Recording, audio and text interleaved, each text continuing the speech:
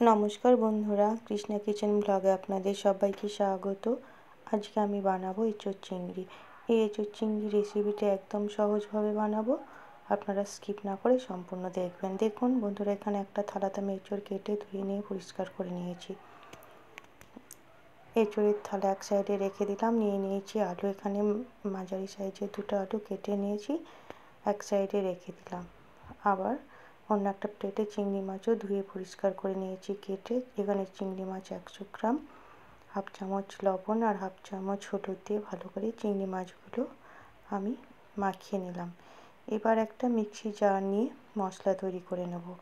আমি দিয়ে দিচ্ছি হাফ চামচ গোটা ধনে, হাফ চামচ গোটা জিরে, এখানে দেব দুটো কাঁচা লঙ্কা, আপনারা নিজের পছন্দ মতো ঝাল কম বেশি দেবেন। দিয়ে দিলাম 6-7 কোয়া রসুন আর পরিমাণ মতো আদা। এবার সামান্য জল দিয়ে মশলা তৈরি করে নেব। দেখুন মশলা তৈরি করা হয়ে গেছে। এবার গ্যাসে আমি দিয়ে দিলাম একটা প্রেসার। এঁচোড়গুলো আমি প্রেসারে দিয়ে দিচ্ছি। দেখুন এবার পরিমাণ মতো জল দেব। এই এঁচোড় আমি প্রথমে অল্প একটু সেদ্ধ করে নেব। দিয়ে দেব সামান্য হলুদ। এবার ঢাকা দিয়ে দেব। একটা সিটি উঠলেই আমি নামিয়ে দেবো। বন্ধুরা দেখুন কিছুক্ষণ বাদ সিটি উঠে গেছে, নামিয়ে দিলাম। এবার গ্যাস অন করে আগের থেকে আমি কড়াই বসিয়ে রেখেছিলাম। কড়াই দিয়ে দিচ্ছি পরিমাণ মতো সরিষার তেল। দেখুন এখানে তেল গরম হয়ে গেছে, খুন্তি দিয়ে নেড়ে দিলাম। এবার দিয়ে দেব চিংড়ি মাছগুলো।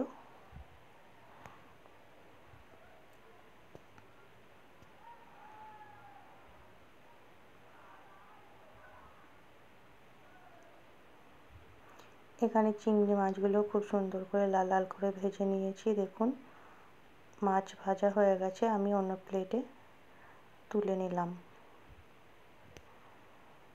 এবার ওই তেলেই কেটে রাখা আলুগুলো দিয়ে দিচ্ছি। আলুগুলো ভালো করে একটু ভেজে নেব।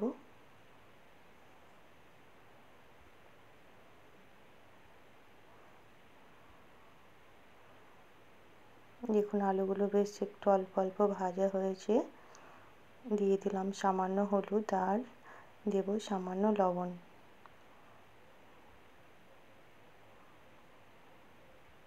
আর একটু ভালো করে আলুগুলো নেড়ে ভেজে নেব।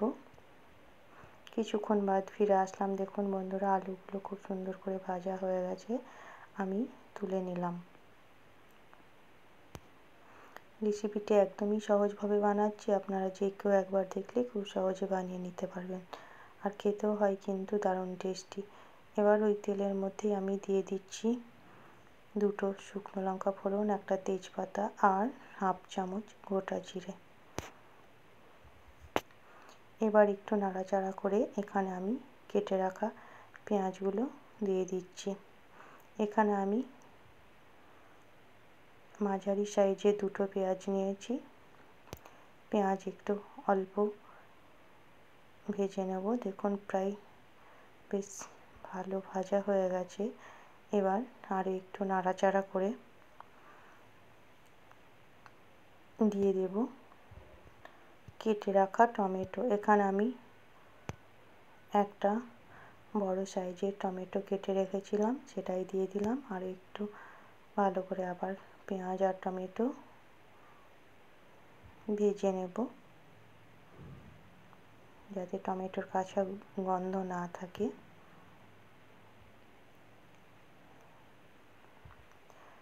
দিয়ে দিলাম পরিমাণ মতো হলুদ আর সামান্য কাশ্মীরি লঙ্কার গুঁড়ো কালারের জন্য।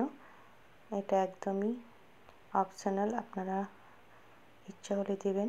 এখানে আমি কালারের জন্য কাশ্মীরি লঙ্কার গুঁড়ো ব্যবহার করি। দেখুন মশলা দিয়ে দিলাম, বেটে রাখা মশলা। এবার একসঙ্গে ভালো করে আবারও কষিয়ে নেব। মিক্সি জারে সামান্য একটু জল দিয়ে সেটাও দিলাম। দেখুন ঢাকা দিয়েছিলাম, কিছুক্ষণ বাদ ফিরে আসলাম। মশলা বেশ ভালো করে কষানো হয়ে গেছে। এবার ভেজে রাখা আলুগুলো দিয়ে দিচ্ছি। দেখুন, আর সেদ্ধ করে রাখা এঁচোড় আমি প্রেসার থেকে নামিয়ে জল ঝরিয়ে রেখেছিলাম।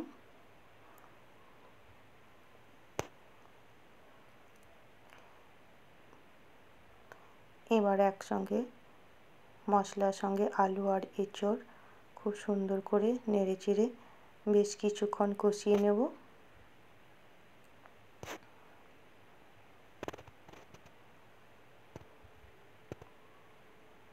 দিয়ে দেব স্বাদ মতো লবণ।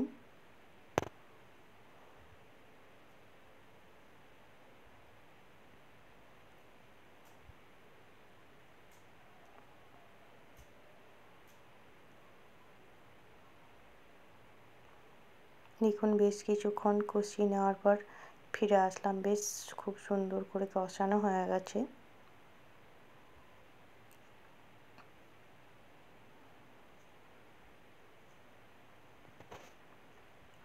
এবার দিয়ে দেব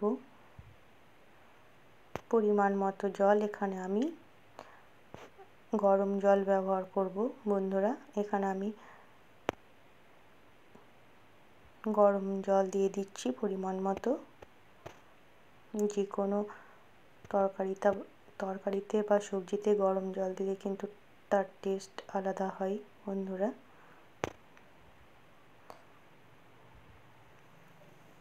তাহলে আমার চ্যানেলে নতুন বন্ধু হয়ে থাকলে চ্যানেলটিকে সাবস্ক্রাইব করে পাশে থাকবেন আর পাশে থাকা বেল আইকনটি ক্লিক করবেন। আমি এখানে ঢাকা দিয়ে দিলাম কিছুক্ষণ বাদ ফিরে আসলাম। বেশ খুব সুন্দরভাবে ফুটে গেছে। দিয়ে দিলাম চেরা কাঁচা লঙ্কা 3টে।